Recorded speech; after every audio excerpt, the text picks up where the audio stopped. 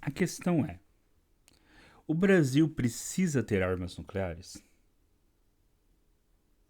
Precisa? Vamos ler agora um título de um vídeo, né, de uma matéria, né, jornalística, né, um vídeo jornalístico publicado pelo canal Sputnik. Então, lá no YouTube. Então, vai estar o link aí embaixo depois para vocês na descrição. Então, o título do vídeo é o seguinte: Reino Unido implantou 31 armas nucleares em navios contra a Argentina na Guerra das Malvinas. Bom, para quem não sabe, em 1982, os argentinos tentaram reocupar as Ilhas Malvinas, né, que está ao sul da Argentina, né, que estavam até então sob o controle britânico. Iniciou a chamada Guerra das Malvinas, ou Falklands, depende lá para os argentinos, para nós brasileiros Malvinas, para os ingleses Falkland. Essa guerra durou de 6 de abril, ela começou em 6 de abril de 1982, tá? E ela durou até junho, né? Ela começou em abril e durou até junho. Né? Foram basicamente 2 meses de guerra. No final, os argentinos haviam perdido a guerra. Eu vou voltar a fazer um vídeo de história militar aqui só sobre a Guerra das Malvinas. Alguns vídeos, na verdade. Havia alguma chance dos argentinos ganharem a guerra? Havia, tá? Os pilotos, principalmente os pilotos da Marinha Argentina, foram muito destemidos nos seus bombardeios sobre os navios britânicos. Os submarinos argentinos, então, nem se fala, tá? Havia chance, sim, dos argentinos terem, se não ganho a guerra, pelo menos terem estendido a guerra por muito mais tempo, se não houvesse algumas pequenas falhas ali que levaram à perca da guerra pela Argentina, tá? Mas, de acordo com essa reportagem de Sputnik e de outras informações que já se sabia, os britânicos colocaram nos seus navios, né, então, 31 armas nucleares. Né? Então, eles usaram o Hermes, o Invencible, cada o Hermes com 18 armas nucleares, o Invencible com 12, mais um navio auxiliar com uma arma nuclear. Né? Então, foram enviadas 31 armas nucleares. Isso nos levanta uma questão, porque é o seguinte: foi assinado em 22 de abril de 1968 o Tratado de Tlatelolco. Por esse tratado, né, não poderia haver armas nucleares na América Latina e no Caribe. Né? De acordo com esse tratado, assinado em 1968, do qual inclusive a Inglaterra também participa, e os Estados Unidos e todas as potências nucleares, no chamado Protocolo 2, nenhum país poderia deslocar armas nucleares para o território da América Latina e do Caribe, que seriam territórios livres de armas nucleares. Então a gente já vê aí que esse tratado não foi cumprido, né? Que em guerra os países descumprem a questão de não utilizar armas nucleares, tá? Então a questão é: se a Argentina tivesse começado a ganhar a guerra, né, a guerra convencional, se os ingleses mandaram armas nucleares e a Argentina começou a ganhar a guerra convencional, será que eles não usariam as armas nucleares? As armas nucleares estavam ali só de enfeite ou eles tinham intenção de usar armas nucleares caso a maré da guerra virasse contra eles? Caso eles não conseguissem derrotar os argentinos? Então, esta é uma questão muito importante. Tá? Se eles estavam enviando as armas nucleares, eu acredito, né, penso eu, que talvez se a guerra virasse em favor dos argentinos, havia intenção sim de utilizar essas armas. Não sei em que contexto, tá? É só uma especulação. Mas poderia haver sim essa intenção. Senão, para que deslocar 31 armas nucleares?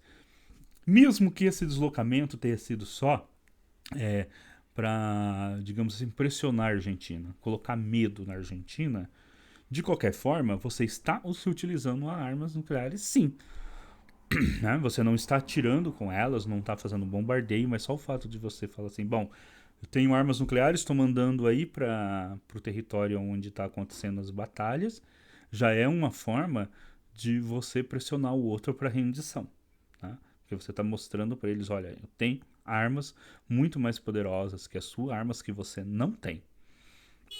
E aí, então, né, você teria esse tratado, né, que inviabilizaria armas nucleares na América Latina, mas ele não foi respeitado. Né? Houve alguma punição para a Inglaterra? Que eu saiba, não. Você também tinha e tem, né, o TIAR, o Tratado Interamericano de Assistência Recíproca, assinado em 1947, do qual os Estados Unidos fazem parte, o Brasil faz parte, a Argentina faz parte. Tá? De acordo com esse tratado, qualquer ataque vindo de uma potência que não americana, né, vindo de um país não americano para um país americano, esses países dos estados do continente americano deveriam se alinhar para defender então o país americano. Seria um tratado, né, para impedir, por exemplo, que potências tentassem recolonizar antigas colônias aqui da América. Bom, certamente, se fosse a União Soviética atacando a Argentina, os Estados Unidos e outros países da América teriam se aliado contra. Mas como foi um país europeu e membro da OTAN, qual que foi a preferência dos Estados Unidos entre um país sul-americano e um país europeu membro da OTAN? Os Estados Unidos escolheram o quê? A Inglaterra, certamente. Então, nós podemos contestar esse tipo de tratado no sentido de que ele só vale quando, por exemplo, quando está do interesse da maior potência do continente, quando eles não têm interesse, aí tudo bem, né? Eles não auxiliam o país como não fizeram em auxiliar os argentinos, tá? Então essa é uma questão também a ser discutida. Tá? Será que nós não temos que pensar em outro tipo de tratado? Então veja bem, aqui mesmo no Brasil, em 2008, foi assinado o Tratado da União das Nações Sul-Americanas, que hoje praticamente não existe mais por questões políticas internas de cada país, e isso é uma questão que, independente da orientação política que cada um tenha, né, a gente tem que colocar, né, em discussão, quer dizer, o que seria uma política de Estado das Nações Sul-Americanas para formar uma união, um conselho, o nome que você queira dar, né, de países, assim como os europeus têm a União Europeia, têm mesmo alianças militares como a OTAN e outras alianças militares pelo mundo todo, que são políticas de Estado. Aqui houve uma certa mudança nos governos do continente, né, uma orientação ideológica diferente de vários governos do continente, e simplesmente a Unasul desapareceu. Né? Ou seja, não deveríamos pensar em criar organismos que sejam políticas de Estado, dos Estados, e não políticas específicas de governos, que muda o governo, então aí o país simplesmente sai da organização, ou abandona uma organização. Isso é uma questão que a gente tem que se colocar. Né? De você realmente ter políticas de Estado, e não políticas que sejam modificadas ou trocadas conforme troca o governo, então você muda totalmente. Organismos supranacionais são simplesmente abandonados e extintos. Isso é uma questão que a gente tem que se colocar, tá bom? Inclusive, né, se um novo governo nota que há alguma coisa errada com o organismo, você simplesmente lá como membro do organismo reformá-lo, não é? Dar novas orientações, não simplesmente acabar com o organismo. Então, essa é uma questão que a gente tem que se colocar. Dentro da União das Sul-Americana, pretendia-se formar um Conselho de Defesa Sul-Americano. E isto era muito importante, né? Provavelmente não iria tão cedo virar uma espécie de OTAN, mas você colocaria aí talvez a possibilidade, né, com o desenvolvimento de você ter uma espécie de TIAR, só que das nações sul-americanas, de autodefesa, que seria importante para que essas nações, na possibilidade de uma guerra contra uma potência estrangeira, né, uma prestar auxílio à outra. Aí você pode dizer, mas isso está muito longe de acontecer, né? Bom, vamos lá. Não tá. Nós tivemos a Guerra das Malvinas. E aqui no Brasil mesmo, nós tivemos a chamada Guerra das Lagostas. Entre 1961 e 1963, houve, né, uma contenda sobre a pesca de lagosta no litoral brasileiro entre o Brasil e a França. Entre 21 de fevereiro e 10 de março de 1963, essa contenda teve uma escalada militar com o deslocamento dos principais vasos de guerra, né, dos principais navios de guerra brasileiros do Rio de Janeiro para o Teatro de Operações no Nordeste, onde eles chegaram, alguns aviões brasileiros, inclusive, chegaram a sobrevoar uma, uma fragata, uma corveta de guerra francesa. E quase houve uma guerra entre a França e o Brasil. Não houve porque de última hora chegaram-se a um acordo diplomático, mas poderia ter havido ali naquele momento uma guerra entre França e Brasil. França, que tem uma possessão ainda, uma colônia na América do Sul, que é a Guiana Francesa. Então, pense bem, se houvesse naquele momento uma guerra entre a França e o Brasil, era um momento que a França, que havia interesse dos americanos em ter a França na OTAN por causa da União Soviética, com quem que vocês acham que os americanos iriam apoiar? O Brasil ou a França? Né? E se naquele momento o de Gaulle, que era o presidente da França, tivesse resolvido mandar um navio com armas nucleares para a costa brasileira para poder fazer pressão contra o Brasil? O Brasil tinha alguma chance de se defender? Não. Tá? O Brasil não tinha nenhuma chance de se defender. Tá? Ou de contrapor, né, um poder militar semelhante. Então, se tivesse escalado, né, apesar dali a nossa marinha e as nossas forças armadas terem agido com uma rapidez, né, enorme e terem se posicionado ali, né, mandaram todos os navios da marinha e se posicionado, olha, se vocês desrespeitarem, né, o nosso mar territorial, vai haver conflito militar, sim.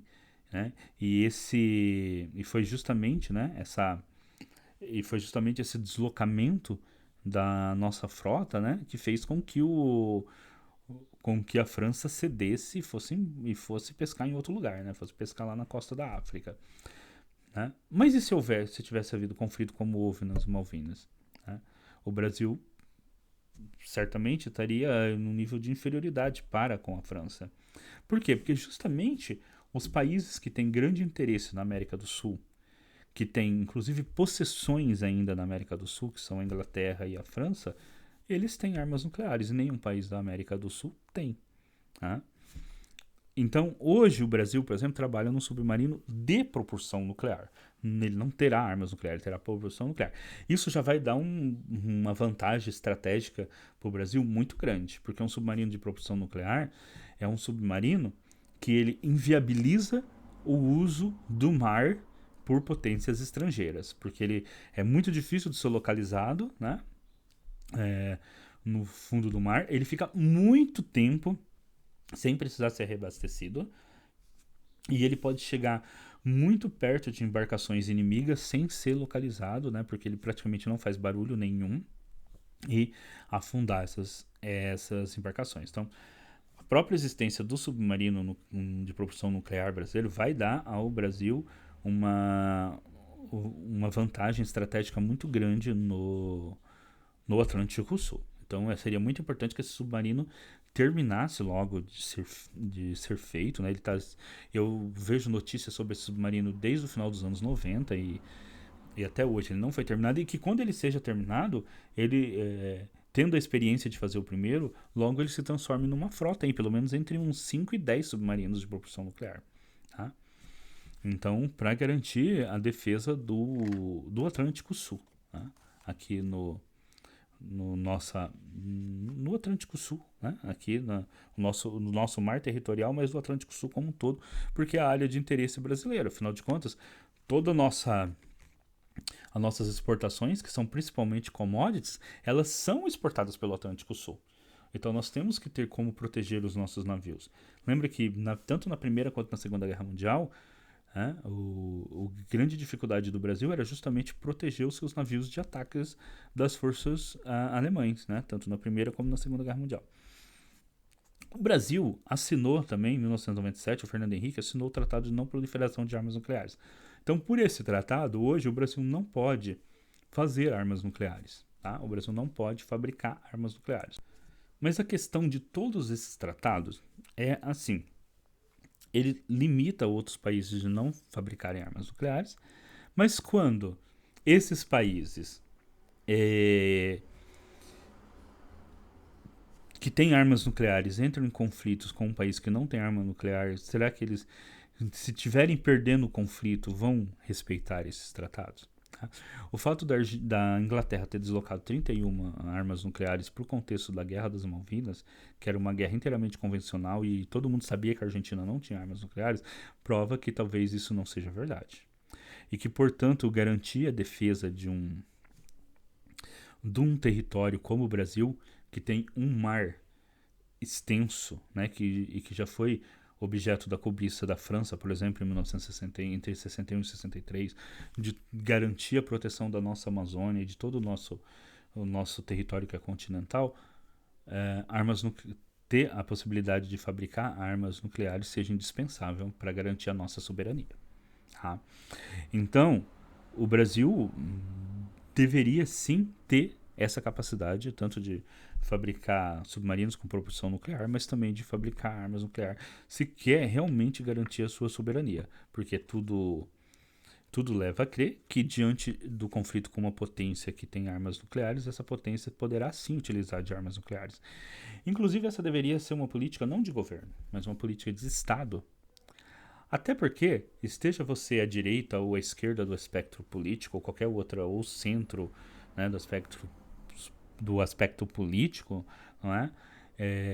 Se você pegar, por exemplo, países que você tenha um governo, digamos assim, mais à direita, né, como os Estados Unidos, a própria Inglaterra, né, países, eles têm armas nucleares, né? Se você pegar países, os últimos países socialistas que restam, né, a China, a Coreia do Norte, eles têm armas nucleares. Então, isso não depende. A Índia, né, que é um governo nacionalista mais à direita, é um país que tem armas nucleares. A própria Inglaterra, que é um país que ora está sob o governo trabalhista, ora está sob o governo de partidos mais conservadores, mantém como política de Estado armas nucleares. Você deveria ter, inclusive, coisas como manter um programa espacial, tá? Manter um programa tanto de geração de energia nuclear como do submarino de propulsão nuclear, que são elementos importantíssimos para garantir a soberania da nação.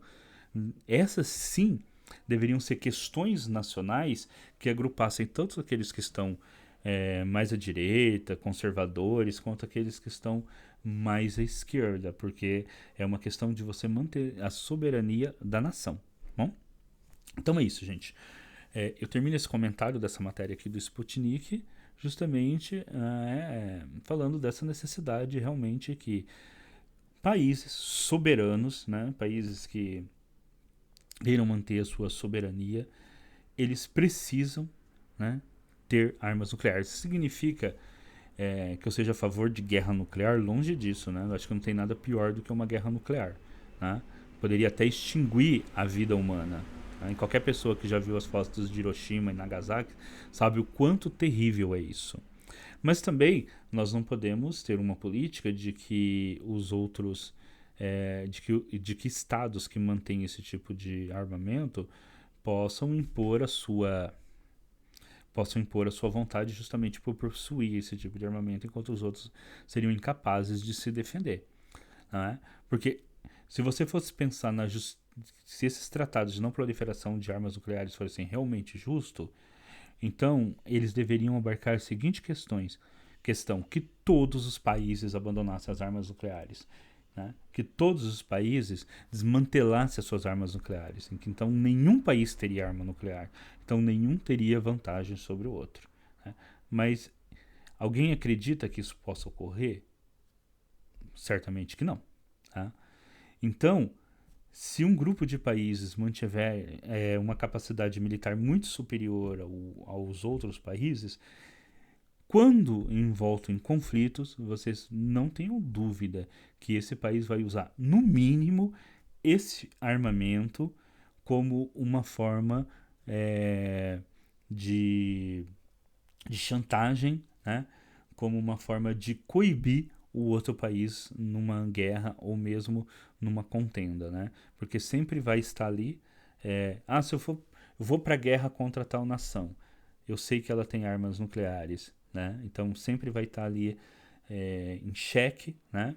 Essa vai ser sempre uma espécie de, igual tem no xadrez, né? Não é um checkmate, mas sempre coloca você em xeque, porque você sabe que no que aquele jogador, né? Aquele play tem uma peça a mais que você, né? Você está jogando só com peões e ele tem a rainha, ele tem o bispo, né? E a torre. Pensa num jogo de xadrez, né? Uma nação que não tem armas nucleares, ela só tem peões, né? E o rei e a rainha. A nação que tem armas nucleares é a nação que tem o rei, que tem os bispos, que tem a torre e que tem os cavalos, né? Que estão ali de prontidão, né?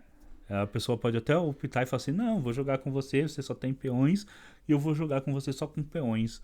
Mas e se os peões dela, os seus peões começarem a ganhar dela? Será que ela vai deixar os seus cavalos, a sua torre e os seus bispos ali paradinhos, sem fazer nada enquanto ela está perdendo? Eu acho que não. Então o Brasil deveria se prevenir, entre outras coisas, abandonando tratados que não têm valor nenhum quando precisam ser úteis, tá?